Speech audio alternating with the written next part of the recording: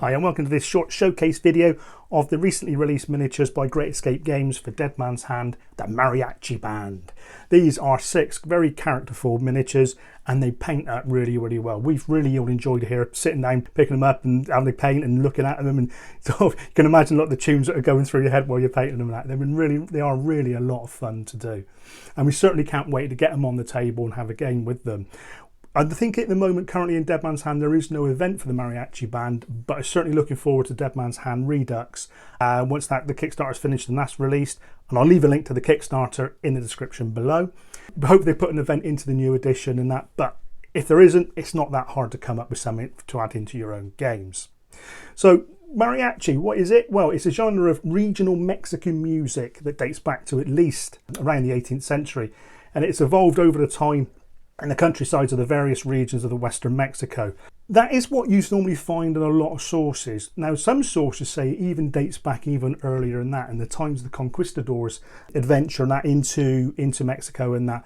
And it's evolved around through the centuries and that. It's definitely the last sort of 2 or 3 days where I've been sort of looking into the sort of history of the mariachi bands and the styles of music and how it's evolved into modern times.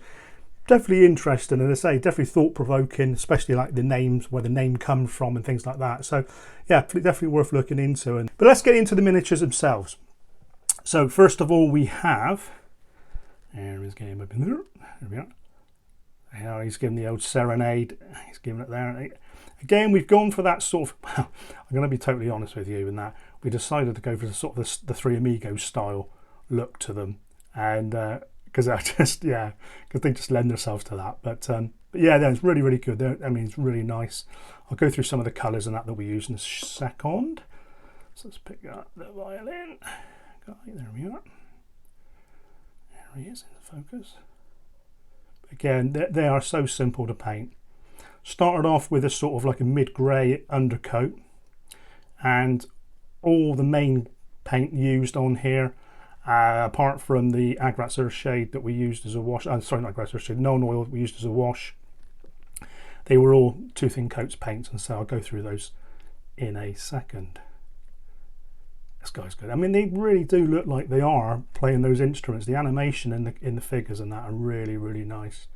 And again, some very sharp details and lining and that you can pick out, sort of edge highlighting and things. So yeah, really nice. Let's put that one down there. There he is. This guy's expression's really cool. Do like that. Looking around there. So yeah, all very similarly painted. Yeah. And we purposely made sure that we put like a little bit, we dry brushed the dust over the bottoms of their trousers and that. So when they're walking about, they're kicking up the dust. They're walking about serenading. But yeah, really, really cool. Nice miniatures. I think they're £15 on the website, on the Great Escape Games website. Again, I'll leave a link in the description below for where they are. But yeah, this guy here, he's singing his art out loud. He's giving it beans. Love it. Absolutely love it. Oh dear. Yeah, really, really nice. But really nice miniatures. As I say, they paint themselves. So as I said, grey undercoat, and then the black we used on the top was Doom Death Black 2 thin coats. And I'll put that one there. And then that was then sort of thinned out and then sort of lightly layered on again into that. And then the final sort of like the edge highlighting and that was that. And the red for the sashes, demon red, and again the edge highlighting was mixing a bit of ivory and that into that, just to give it a little bit of like, so it stands out a little bit on the edges and that. And then there you go, the white on their shirts, and then down the side of their trousers and on their edging for their jackets, and there is ivory tusk, and that is a little bit of the grey over there first, and then the ivory tusk, and then white star. Again, just picking out the odd little bits of edging on top of that. So A very simple palette. Like I said, no oil, just to wash the black down as you were painting up at that stage, but just a very simple palette just to keep it simple. And sometimes, you know, the simple paint schemes has more effect in that. And again, this is what I like about this miniatures. They lended themselves to this style.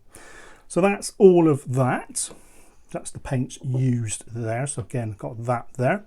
And obviously at the back there is obviously the new plastic building by Great Escape Games, which is a part of the Kickstarter at the moment. And obviously the wagon, they've unlocked the wagon to go in the actual two-starter player starter set now. So that's really, really cool. And it seems like the Kickstarter is going well. And if you haven't checked it out, guys, as I said, in the description below, check out the Kickstarter and that. It's really, really going well for Dead Man's Hand Redux 2-player starter set.